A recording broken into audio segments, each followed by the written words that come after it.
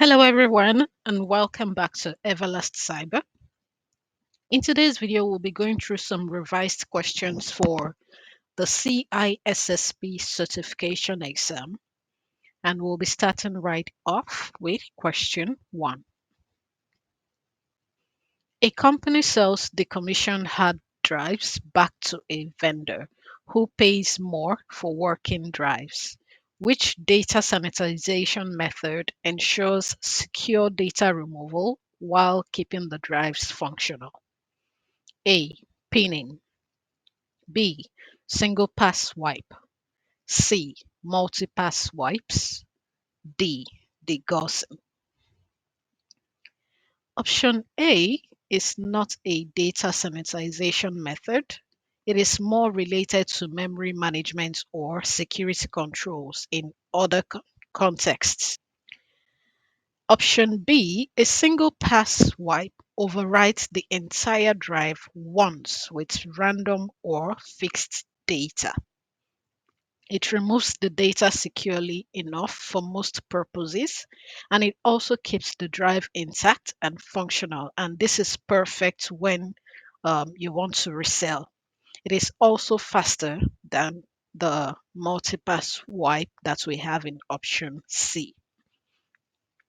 While the multi-pass wipes is more secure, it's not always necessary, and it may reduce the drive's longevity due to repeated writes. Option D, degaussing, uses a strong magnetic field to erase data. However, it renders the drive inoperable after that, so it is not suitable if the vendor requires working drives. So our answer here is option B, the single pass wipe. Question 2. Which of the following is the best way to protect an organization's data assets? A. Encrypt data in transit and at rest using up-to-date cryptographic algorithms. B. Monitor and enforce adherence to security policies. C. Require multi-factor authentication and separation of duties.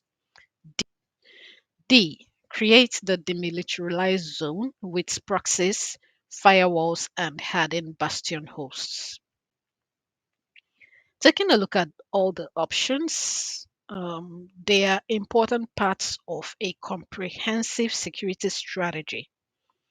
However, let's look at each of the options. Option A directly addresses data protection, and this is a core focus of the question. So, encrypting data both in transit and at rest ensures that even if the data is intercepted or accessed by unauthorized parties, it will remain unreadable. In option B, while it is important for policy enforcement, it does not directly protect the data itself. So, monitoring and enforcing adherence to security policies does not protect the data. It is only important for policy enforcement. Option C, MFA and separation of duties. This only strengthens access control, but it doesn't protect the data once it is accessed. Option D protects network perimeters, but it doesn't guarantee data level protection. So the answer we'll be going with here is option A. The best way to protect an organization's data assets is to encrypt data both in transit and at rest using up-to-date cryptographic algorithms. Question 3. Within a large organization, what business unit is best positioned to initiate provisioning and deprovisioning of user accounts? A. Training department. B. Internal audits. C. Human resources. D. Information technology. Now, for this kind of question, there has been several arguments about the correct department that handles the initiation of provisioning and the provisioning of user accounts. But let's look at each of the options objectively. Option A, the training department is not involved in employee onboarding or offboarding decisions.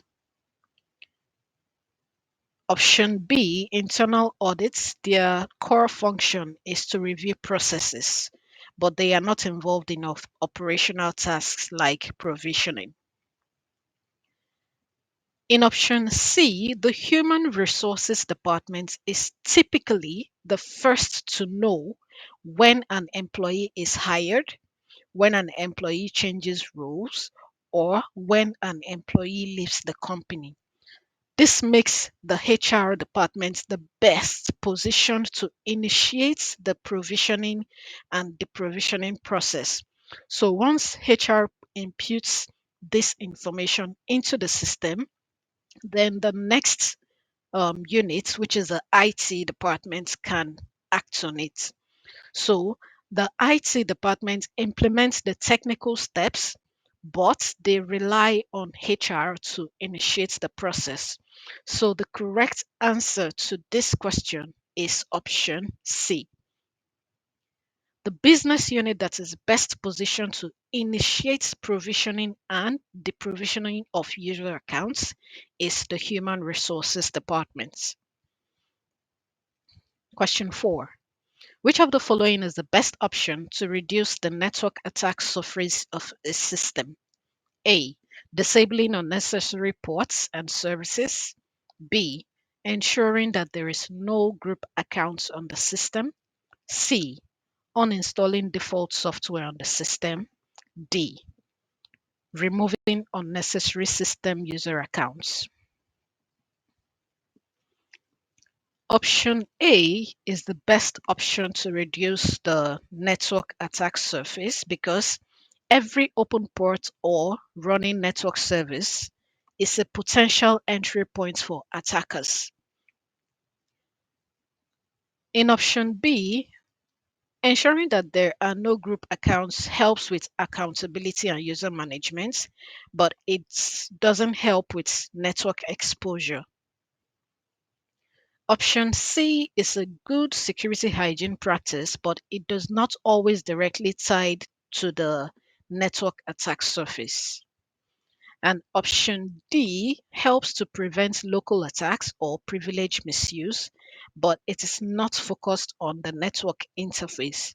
So the best option out of what we've been given is option A, disabling unnecessary ports and services. For instance, if FTP or Telnet is enabled but unused, it should be disabled in order to prevent exploitation. Question 5.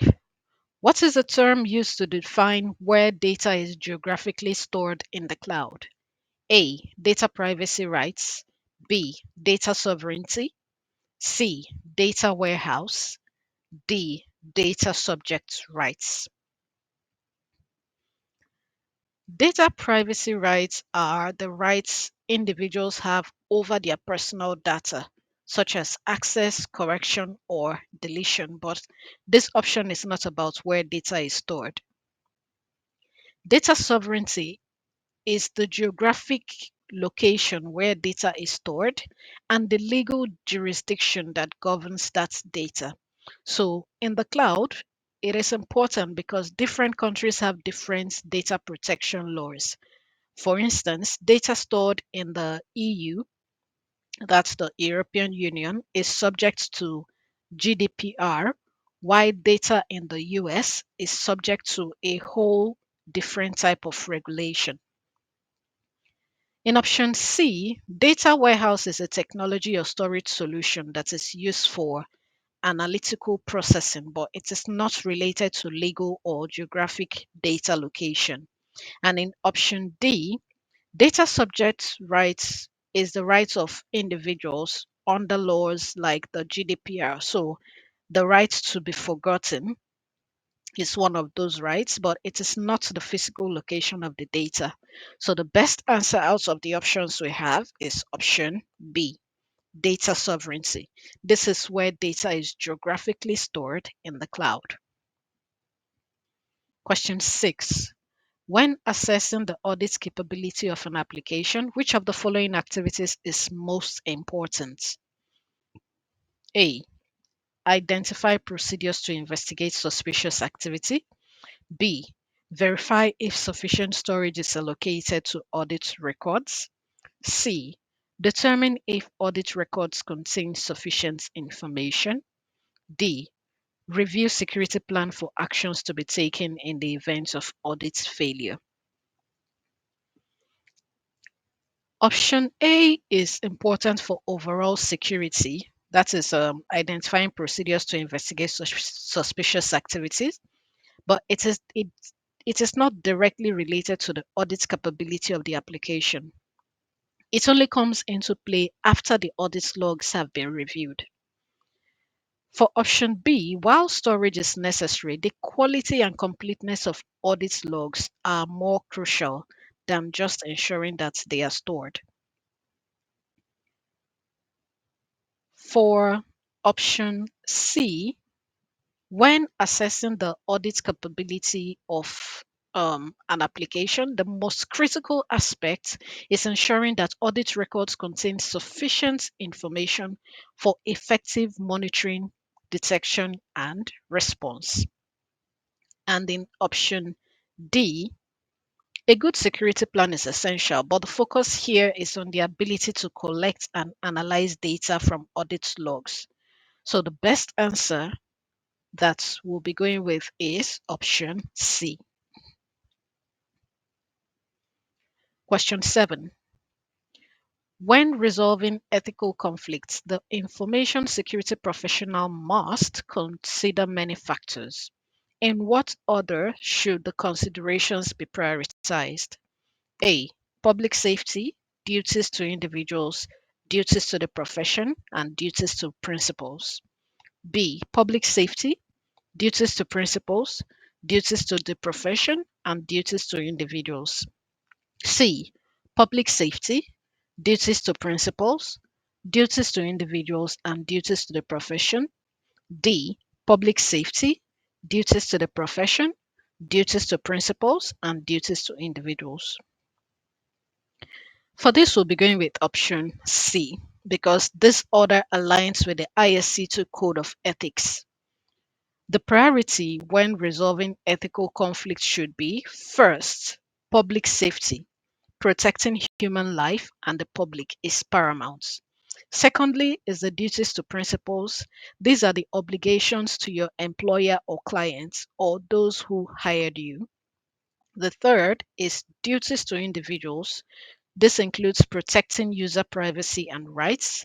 And the fourth is duties to the profession, that is supporting the profession's integrity and reputation. So our answer here is option C. Question 8. What is the primary reason for criminal law being difficult to enforce when dealing with cybercrime?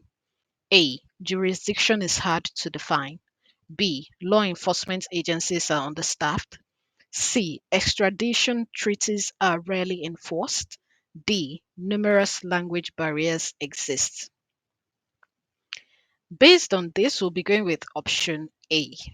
The primary challenge in enforcing criminal law when dealing with cybercrime is the difficulty in determining the jurisdiction, that is, the authority a country or region has to prosecute or enforce laws. Cybercrimes often involve actors, victims, and data spread across multiple countries and regions, and this creates confusion over which laws should apply and which authorities should have the power to investigate or prosecute. For instance, a cybercrime that originates in one country and affects victims in several other countries can result in jurisdictional conflicts about who has the right to take legal action. So, the primary reason why criminal law is difficult to enforce is because jurisdiction is hard to define. Question 9.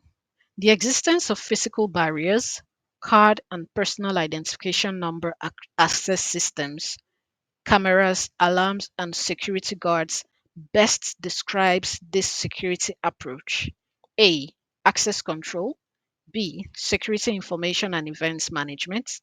C. Defense in depth. D. Security parameter. Access control refers to restricting access, but this is just one layer of the strategy. Security information and events management focuses on collecting, analyzing, and responding to security data, but it doesn't cover physical protection. Option C is a more appropriate description of what we have. So, defense in depth is a security strategy that uses multiple layers of protection. So, it uses both physical, technical, and administrative layers of protection to secure assets. So, based on the question we have a combination of physical barriers, the card pin access systems, cameras and alarms, and security guard. This shows a multi layered approach, and this is the essence of defense in depth. In option D, security parameter refers to the outer boundary of a secure area, but not the multiple layers inside. So, option C is a more appropriate description of what we have in the question. That's why we're going with option C. Question 10. Which part of an operating system is responsible for providing security interfaces among the hardware, OS, and other parts of the computing system? A. Security kernel. B. Trusted computing base. C. Time separation. D. Reference monitor. A reference. The security kernel is a key component of an operating system, and it is responsible for enforcing the security policies and controlling access to system resources. It directly handles the security interfaces between the hardware, OS, and other components of the computing system in order to enforce security policies. And this makes it the primary component for system level security. Looking at the other options, a reference monitor that we have in option D is just a concept within the security model, and it defines the conditions under which access to system resources are allowed. The time separation is a technique used in operating systems to ensure that tasks run in isolated time slots in order to prevent interference between processes. And the trusted computing base includes all the components that are trusted to enforce security policies. So the appropriate answer for this question is option A, the security kernel. It handles the security interfaces between the hardware, OS, and other components of the computing system in order to enforce security policies. Question 11. Which of the following is included in change management? A. Technical review by business owner. B. User acceptance testing before implementation. C. Cost benefit analysis after implementation. D. Business continuity testing. For this, we'll be going with option B. The user acceptance testing is a critical part of the change management process. That is because before any change is implemented in the production environment, the user acceptance testing ensures that the change meets user requirements and functions as intended in a real world scenario. We have to understand that change management is a systematic approach to managing changes within an organization, ensuring that the changes are made in a controlled and predictable way. Now, this includes the planning, testing, and implementation of changes to systems or processes with a focus on minimizing disruption. Looking at the other options, in option A technical review may be part of the change process, but it is not considered change management. Change management focuses more on the overall process, including testing and communication.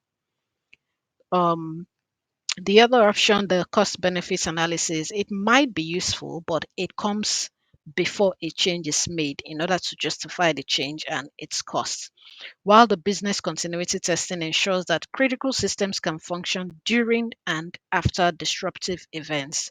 But based on the questions we have, the user acceptance testing before implementation is included in change management. Question 12. What process facilitates the balance of operational and economic cost of protective measures with gains in mission capability? A. Performance testing. B. Risk assessment. C. Security audits. D. Risk management. Performance testing is more about assessing how well systems and components perform under certain conditions.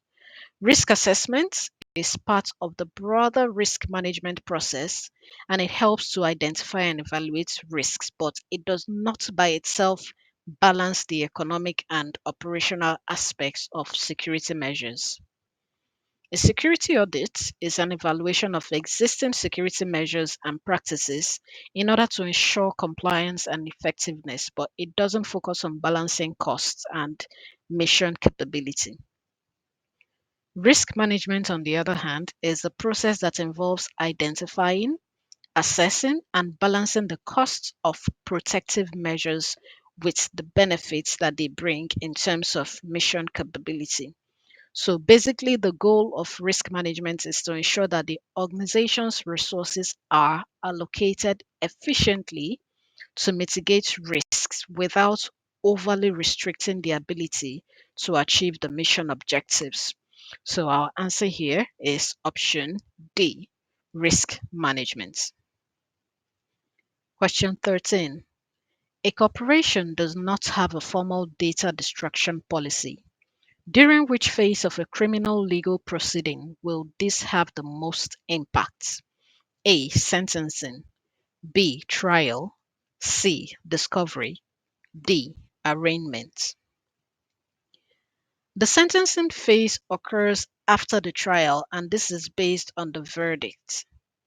While data destruction policies can influence the trial outcome, they are less likely to affect sentencing directly. So, this is not the correct answer. During the trial, evidence that has been properly gathered and preserved is presented. Now, if data has been lost or improperly destroyed before the trial, it could have an impact. In option C, the discovery phase in a criminal legal proceeding is the stage where both parties, that's the defense and the prosecution, they exchange information and evidence relevant to the case. If a corporation does not have a formal data destruction policy, it could significantly impact this phase in two ways. First, data preservation. So, if the company lacks a formal policy for securely destroying data, it might not be able to prove that critical evidence has been properly preserved. For instance, if relevant digital evidence is accidentally destroyed or improperly handled, this could hinder the discovery process. Secondly, a lack of policy could lead to concerns about the integrity of the evidence, especially if the data was not securely managed or destroyed. And this can lead to issues with admissibility during the discovery process. In option D, the arraignment is the initial court appearance where the charges are read and a plea is entered, but it is unlikely that issues relating to data destruction will affect this stage. So, based on the options we have, the stage where this would have the most impact is option C, the discovery phase. Question 14. An organization has been collecting a large amount of redundant and unusable data and filling up the storage area network. Management has requested the identification of a solution that will address ongoing storage problems. Which is the best technical solution? A. Compression. B. Caching. C. Replication. D. Deduplication. Compression reduces the size of data by encoding it more efficiently. However, it does not eliminate redundant data. Compression is useful for saving space, but it is not as effective as the correct option that we'll be talking about soon. Caching stores copies of frequently accessed data in order to improve performance, but it doesn't solve the problem of redundant or unusable data.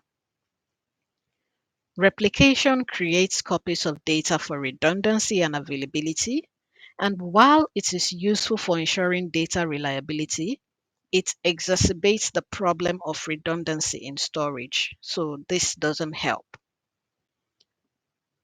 Deduplication is the process of identifying and eliminating redundant data in order to save storage space. And this solution is particularly effective when there is a large amount of redundant and unusable data, like we have in the scenario we have here. So by removing duplicates, deduplication helps to free up space, and it ensures that only one instance of each unique piece of data is stored, and this improves storage efficiency. So the best technical solution for the scenario is option D, deduplication. Question 15. Which of the following would an information security professional use to recognize changes to content, particularly unauthorized changes? A. File integrity checker. B. Security information and event management system. C. Audit logs. D. Intrusion detection systems. A file integrity checker is a tool that is used by information security professionals to monitor files for unauthorized changes. It works by checking the integrity of files and comparing their current state with a baseline or a previously stored version. If any changes are detected, the system can alert the security team. And this is very useful for detecting unauthorized modifications to critical files, configurations, or content. So, based on the option, this is um, the likely answer, but let's take a look at the other options. A SIEM system is used to collect, analyze, and correlate logs from multiple sources in order to provide a broad view of security events and incidents. While this helps with event correlation, it is not focused on detecting changes to individual files or contents. Audit logs track actions taken within a system, but they don't monitor the file contents itself. And an intrusion detection system monitors network traffic for signs of unauthorized access or attacks. While it can help to detect malicious activities, it doesn't focus on content changes. So our answer here is option A, file integrity checker. Question 16. Which of the following encryption technologies has the ability to function as a stream cipher? A. Cipher blockchaining with error propagation. B. Electronic codebook. C. Cipher feedback. D. Feistel cipher. For this, we'll be going with option C. The cipher feedback is a stream cipher encryption mode that operates by encrypting small blocks of data and then combining them with the plain text data in order to produce the ciphertext. Unlike the block ciphers, which operates on fixed sizes blocks of data, the stream ciphers processes data bit by bit, and this allows for more dynamic encryption. So that's the encryption technology that has the ability to function as a stream cipher. Option C, cipher feedback.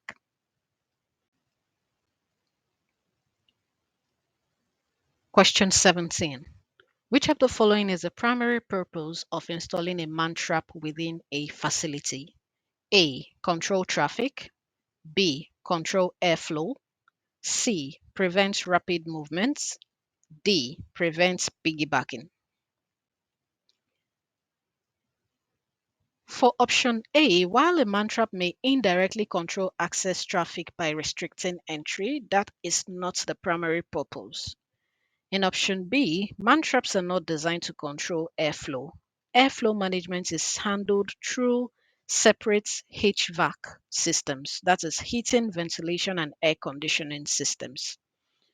A Mantrap is a physical security measure used to control access to sensitive areas within a facility, and it is specifically designed to prevent piggybacking. Piggybacking is a scenario where an unauthorized individual follows an authorized person into a restricted area without proper authentication. In option D, man-traps do not focus on controlling movement speed. Their main goal is to restrict unauthorized access by ensuring that only one person can pass through at a time after being authenticated. So our answer is option D. A man-trap consists of two interlocking doors where one door remains locked until the first one is closed and the individual is properly authenticated.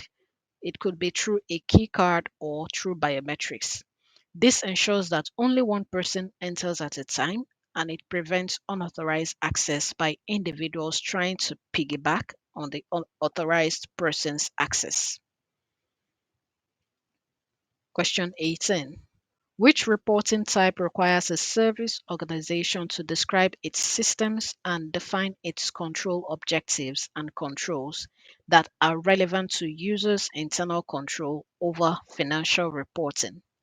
A. Service Organization Control 1. B. Statements on Auditing Standards 70. C. Service Organization Control 2. D. Service Organization Control 3. A Service Organization Control 1 or SOC report is focused on controls relevant to users' internal control over financial reporting.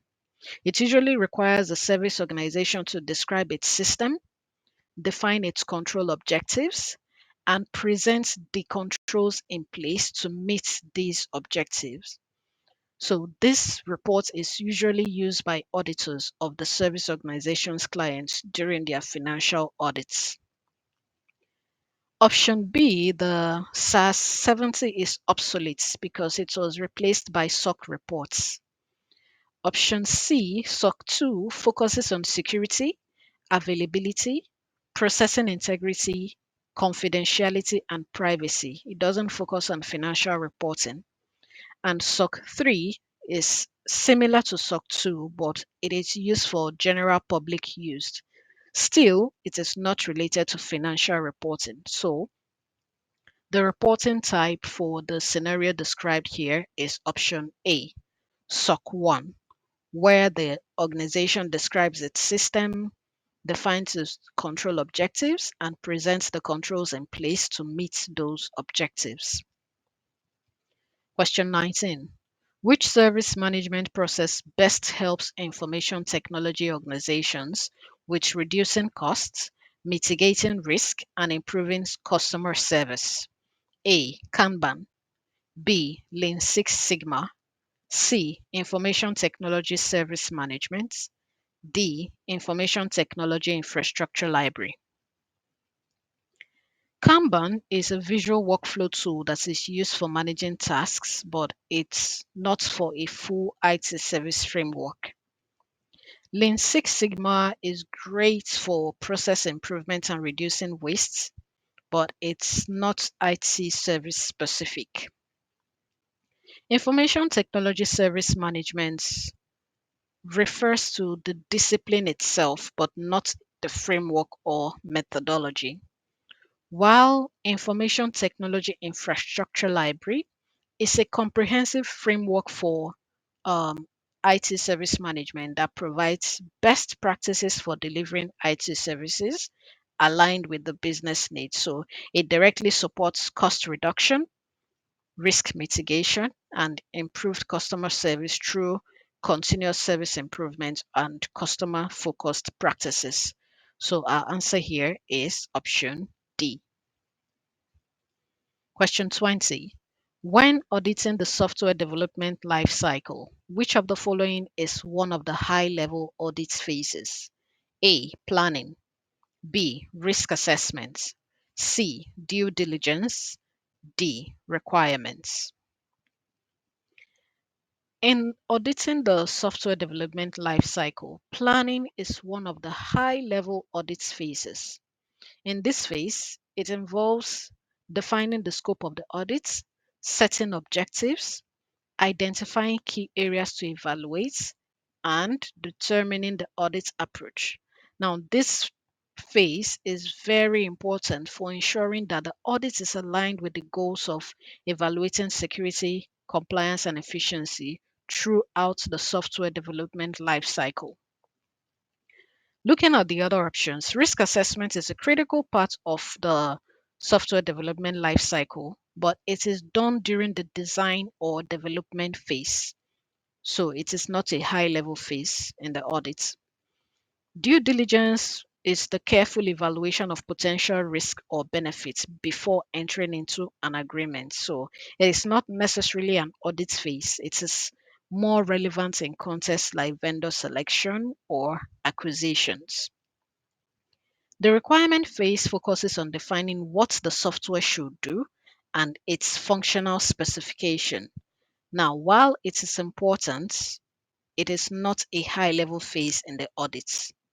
So, our answer here is planning. Question 21. An attacker uses social engineering and a malicious URL to hijack a victim's active web session.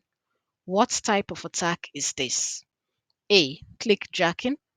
B. Cross-site request forgery. C. Cross-site scripting. D. Injection. Clickjacking involves tricking a user into clicking on something different from what they perceive, and it's usually done by using a hidden element or overlay, and it is often for actions like liking a page on social media, but it doesn't hijack active sessions through malicious URLs. Cross-site request forgery is an attack where a malicious actor exploits the trust a website has in a user's browser. Now, it tricks the user into clicking a malicious URL or performing an action unknowingly. The attacker can make unauthorized requests on behalf of the victim to a web application where the victim is authenticated. So, in the scenario we have, the attacker hijacks the victim's active web session by using social engineering to convince the user to visit a malicious URL, and that makes an unauthorized request to the web application. This could be used to perform actions like changing account details, transferring funds, you know, basically by leveraging on the victim's active session. In option C, cross-site scripting involves injecting malicious scripts into a trusted website, which can then be executed in a user's browser. While this can be used for session hijacking, it usually involves malicious script execution rather than exploiting the trust between a browser and server through an active session. Injection attacks involve sending untrusted data to an interpreter, which then executes commands on the back-end database. But in the scenario we have, the attacker uses social engineering and a malicious URL to trick the victim. So this is more a characteristic of cross-site request forgery, option B. Question 22. Which technique helps system designers consider potential security concerns of their systems and application? A. Threat modeling. B. Manual inspection and reviews. C. Source code review. D. Penetration testing. For this, we'll be going with option A. Threat modeling is a technique used by system engineers and security professionals to identify, assess, and prioritize potential security risks to systems and application, especially during the design phase. It helps the designers to think about how an attacker might exploit vulnerabilities in the system, and then it allows them to implement security measures proactively. Threat modeling involves identifying the assets that need to be protected, understanding the system architecture and flow of data, analyzing the potential attack vectors, and considering potential threats such as data breaches, denial of service, and unauthorized access. So, this approach is essential for addressing security concerns early in the development process, and it prevents costly vulnerabilities after detection. So, our answer is option A. Question 23. In a disaster recovery test, which of the following would be a trait of crisis management? A. Process. B. Anticipate. C. Strategic. D. Wide focus. For this, we'll be going with option C. Crisis management focuses on managing the overall strategic response to an emergency or a disaster situation. So, in a disaster recovery test, crisis management involves making strategic decisions in order to address the impact of the disaster on the organization. The main focus is on how to manage the situation, mitigate the damage, and recover critical operations in the most efficient manner.